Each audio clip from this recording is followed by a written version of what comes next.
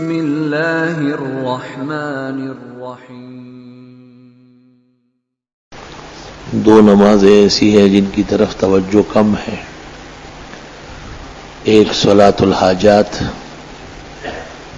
مومن کو دنیا یا آخرت کی جو کوئی مشکل درپیش ہو،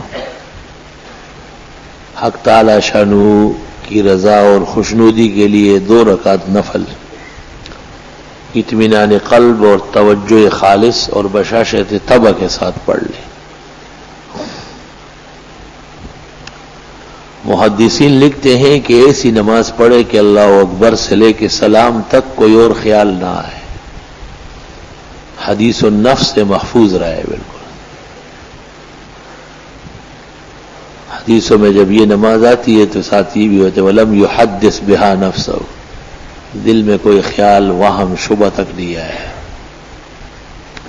اور یہ تب ہوتا ہے جب غذا درست ہو، نگاہ پاک ہو، شرمگاہ کی حفاظت ہو، عبادات میں نقد اور صداقت سے پیش آئے۔ یہ خیالات اور وساوس جو ہے اس کی ایک حد مقرر ہے، اس کے بعد ختم ہو جاتی ہے۔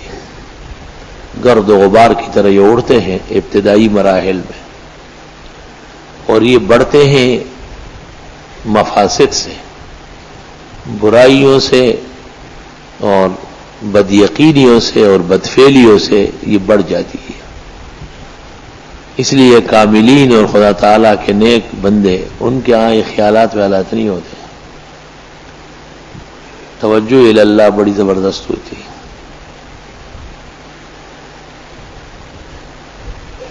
شرعاً تو کسی بھی نماز میں خیال آئے نہ آئے کوئی فرق نہیں پڑتا، فقہاء متفق ہے کہ جب ارکان صحیح ادا ہو گئے نماز ہو گئی، لیکن منازل کے حصول کے لیے، اللہ تعالیٰ کے ہاں قرب اور درجے کے لینے کے لیے نماز کی توجہ بہت ضروری ہے۔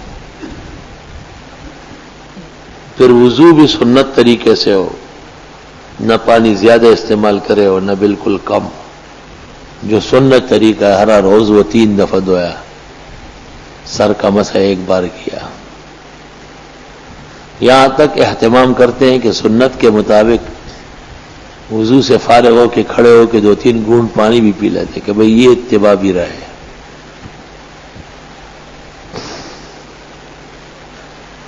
اس کے بعد 2 رکعت پڑھ کر کے حق تعالی سے دعا مانگے اور صلاۃ الحاجات کی دعا پڑھ لے، لا الہ الا اللہ الحلیم الکریم، سبحان اللہ رب العرش العظیم، الحمد للہ رب العالمین، نسألک موجبات رحمتک وعزائم مغفرتک والغنیمۃ من کل بر والسلامۃ من کل اسم، اللہم لا تدع لی ذنبا الا غفرت ولا ہما الا فرجت ولا حاجۃ من حوائج الدنیا ہی عندک رضا الا قضیتها یا ارحم الراحمین۔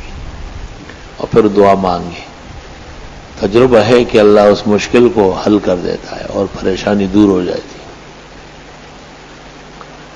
یہ تو روزانہ دن میں یا رات میں کسی وقت 2 رکعت پڑھ لینا چاہیے، اور حاجات جتنی ہے حق تعالیٰ کے حضور پیش کر دی جائے کہ اللہ یہ مسائل اور مشکلات ہے، آپ اپنے خزانوں سے اس کا انتظام فرمائے۔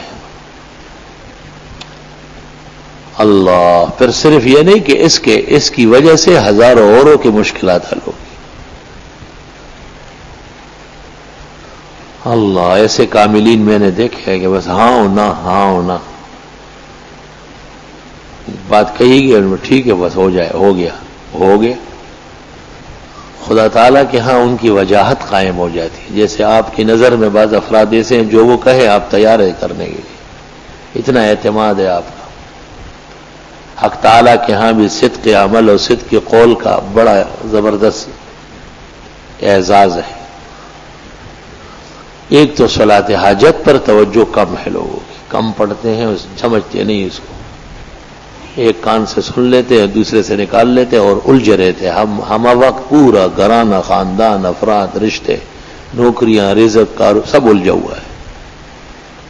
اس کی مثال ایسی ہے جس طرح ایک آدمی کے جسم کو آگ لگی ہے اور وہ بجھانے کا انتظام نہیں کر رہا ہے، اور کشتی کے اس تختے پہ کڑا ہے جو کشتی سے ٹوٹ چکا ہے اور چند لمحوں میں ڈوبنے والا ہے، اور پرواہ کچھ نہیں ہے اس کو، کم عقل ہے، نا تجربہ کار ہے، اپنی جان کا دشمن ہے. اس لیے اس نماز پر سلف کی انتہائی توجہ رہی.